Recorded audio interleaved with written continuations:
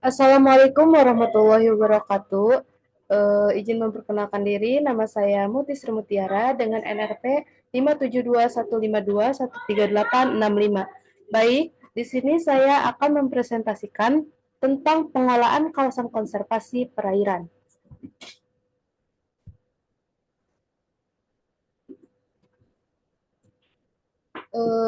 Apa yang dimaksud dengan pengelolaan kawasan konservasi perairan? Berdasarkan Permen KP nomor 31 tahun 2020 tentang pengelolaan kawasan konservasi merupakan kawasan yang mempunyai ciri khas tertentu sebagai suatu kesatuan ekosistem yang dilindungi, dilestarikan, dan dimanfaatkan secara berkelanjutan. Zonasi kawasan konservasi adalah batas-batas fungsional di kawasan konservasi yang ditetapkan sesuai dengan potensi sumber daya hayati, non-hayati, dan sosial budaya serta daya dukung lingkungan.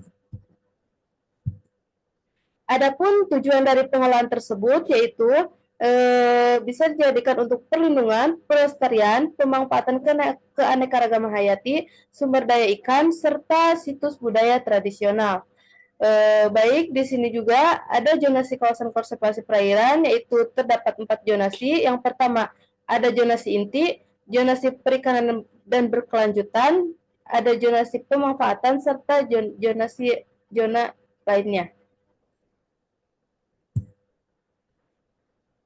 Langkah-langkah pengelolaan juga terdapat 5 poin.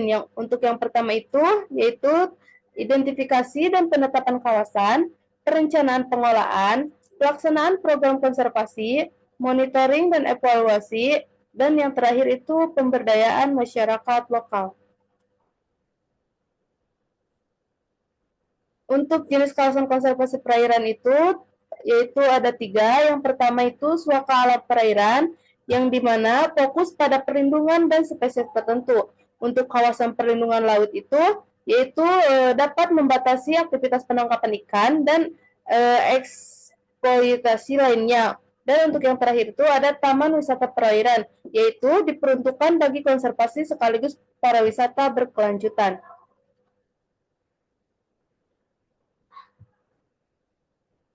Untuk kriteria umum penetapan kawasan konservasi perairan berdasarkan Permen KP nomor 31 tahun 2020, yaitu untuk yang pertama itu ada kriteria ekologi, yang dimana keanekaragaman hayati tinggi, misalnya banyak jenis ikan, terumbu karang, lamun, serta mangrove. Dan yang kedua itu yaitu ada kriteria sosial, yang dimana itu dapat dimanfaatkan masyarakat secara tradisional dan memiliki kearifan lokal dalam pengolahan sumber daya laut. Dan yang ketiga ada kriteria ekonomi, yaitu bisa menjadi sumber perlindungan masyarakat lokal.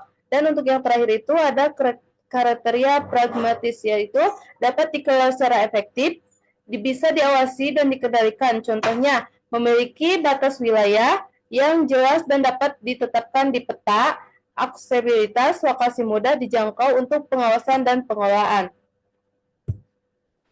Untuk tantangan pengelolaan itu yaitu ada aktivitas ilegal, bisa jadi itu penangkapan ikan, dan ada minimnya dana dan sumber daya manusia, konflik kepentingan dan sektor ekonomi, serta kurangnya kesadaran masyarakat.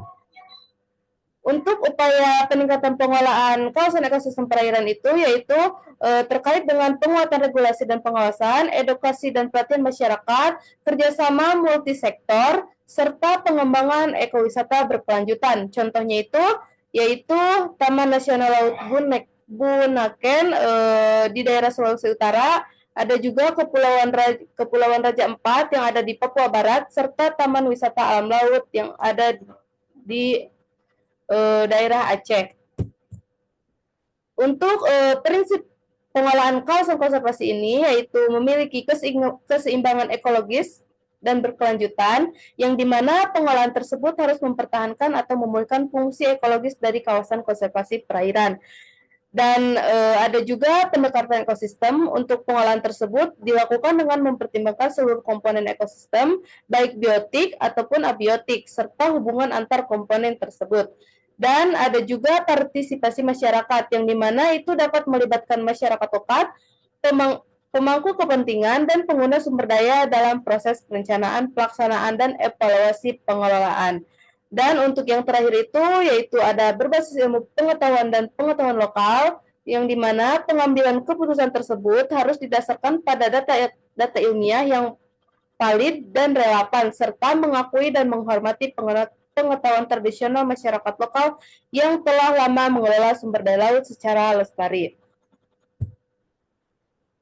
Mungkin cukup sekian presentasi dari saya. Mohon maaf apabila ada kesalahan. Wassalamualaikum warahmatullahi wabarakatuh.